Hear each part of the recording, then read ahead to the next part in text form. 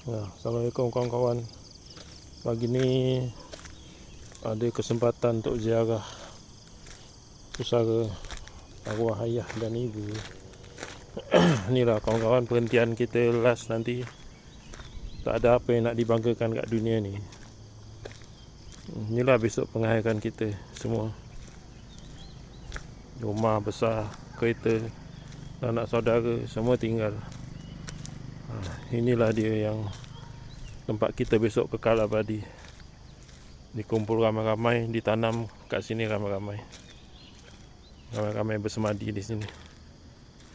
Jadi tak ada perlu yang kita nak banggakan kat dunia ni. Kita sebenarnya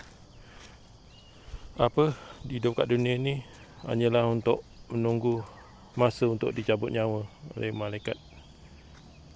Jadi inilah tempat pengakhiran kita. Jadi sama-samalah kita